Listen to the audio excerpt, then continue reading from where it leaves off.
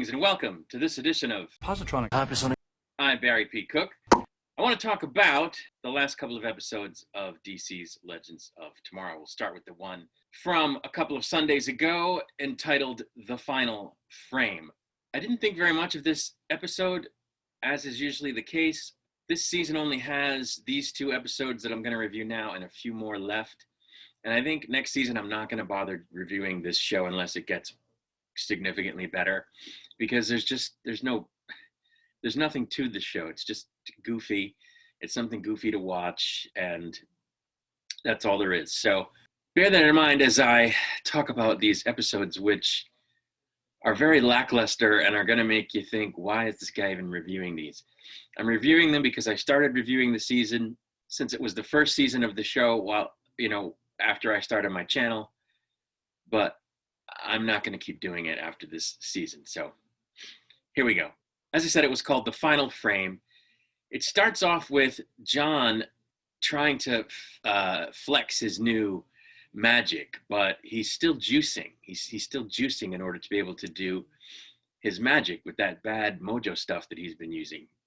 Nate and Zari 1 are out in nature somewhere on like a camping date. And Ava is dress shopping because, of course, she's going to marry Sarah in an upcoming episode. That's where we started this episode off. While all of this is going on, the other legends are searching for something in a junkyard.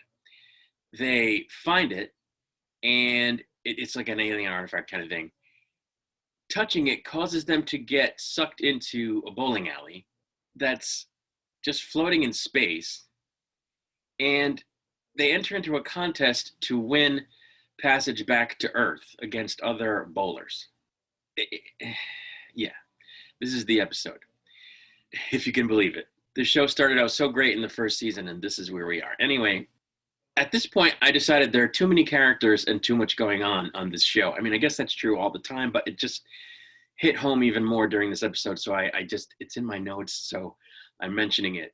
We jump back to Nate and Zari. They discover that some type of apocalypse has hit, and they head to town to try to see about that apocalypse. Before we see anything about that, we jump back to the Wave Rider and learn that this same apocalypse has stranded it, so it can't go anywhere. Gary tries to keep Ava from learning about all of this stuff because Earth just goes missing, apparently, as part of this apocalypse, and he doesn't want her to know, doesn't want her to stress out for some reason, so he keeps her distracted with the wedding stuff. I don't know why. It turns out that the bowling team that Sarah and a couple of the legends are going up against imprison the people that they beat in bowling in like cosmic bowling balls with the rest of their planet's population. So I guess the same thing's going to happen to Earth if the legends lose. I don't know. It just was bizarre. Apparently they're bowling with the Earth, which is why there's an apocalypse on Earth and why the Wave Rider can't find Earth. It's very strange. John ends up going all native in order to move the ship to Earth because it won't go on its own. So he uses his magic, but he goes all like feral almost. But when they get to where Earth is supposed to be, only this floating space bowling alley is there, and Ava heads over to it. And in talking with Sarah, they both realize that Earth is a bowling ball, as I was just saying, a la the marble gag at the end of Men in Black. Just like Men in Black, it's a bowling ball. Anyway, that's why there was an apocalypse sort of event on Earth. The legends rally and start bowling better as Zari shoots at the opposing team captain's hand from Earth. In other words, she shoots into the sky, and his hand, because it's over the bowling ball that is Earth, gets zapped when he puts his finger in the hole. Very strange.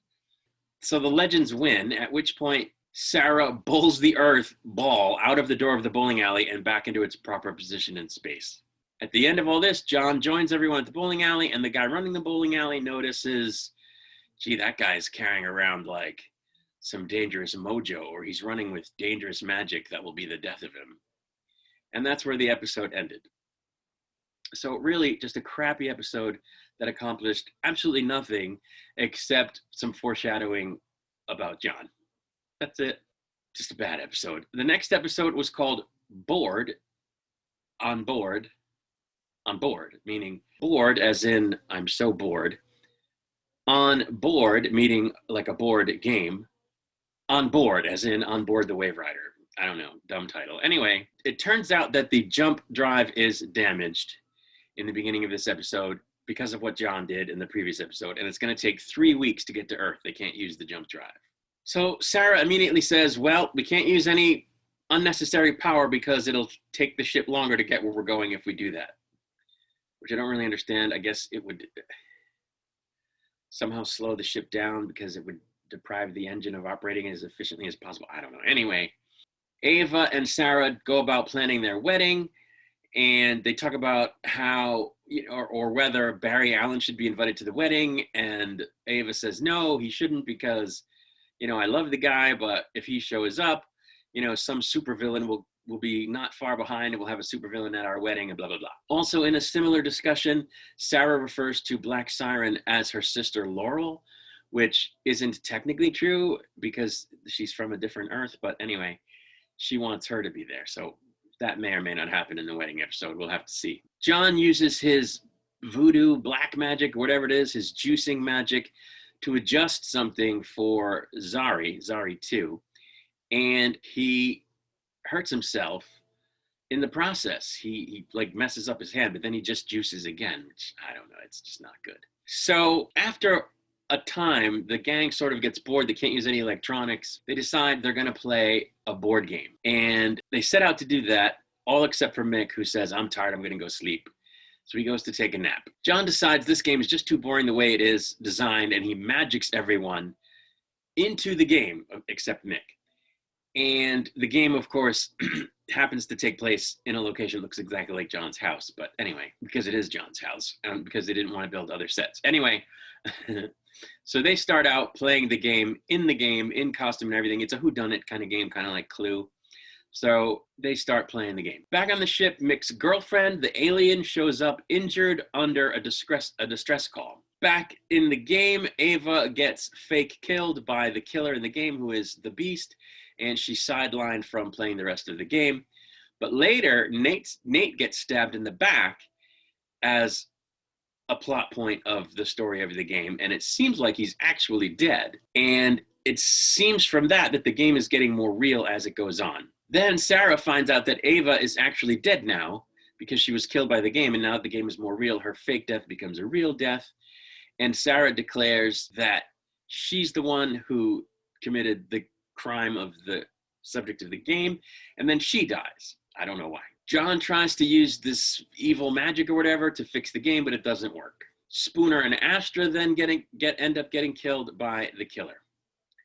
Back on the ship, Mick's girlfriend has helped to fix the jump drive, but one of her tentacles, which is apparently autonomous and can detach from her, attacks Gary, and then the girlfriend turns on Mick, prompting him to divulge the fact that he's pregnant and get knocked out by the girlfriend. He wasn't supposed to tell her he was pregnant, according to Gary, because their society is female dominated and she would have tried to take the children. I don't know. The babies, whatever. I don't know. Anyway, he does tell her. John ends up having it back in the game. John ends up having a confrontation with a dark version of himself that explains to him that he's not in control of this magic, but the magic is in control of him. And every time he sips the potion, he gives it more control, but he ends up beating it in the moment. And the team returns to reality and the ship returns to Earth. And John tries to dump out the potion to kind of quit using it, but it doesn't work. He can't do it. He can't make himself dump it. The rest of the team discovers that Mick is down. They try to help him. And while they're doing that, Sarah finds herself following the sound of a song that's coming from another part of the ship. And that's where the episode ends. This episode was better than the previous one, but not by a lot. They moved the ball forward in terms of the plot with John, and they got to wear some cool costumes, but that's really it. It wasn't good. There's not a lot to say. It was bad. So that's it. I'll be back to basically run down the action that takes place in the next few episodes starting next week. But after that, I'm done with the show. I'm going to watch it, but I'm not going to review it. It's just pointless. There's nothing substantive to talk about. So there you go. For now, I'm going to take my leave. And I say, as always, peace and long life.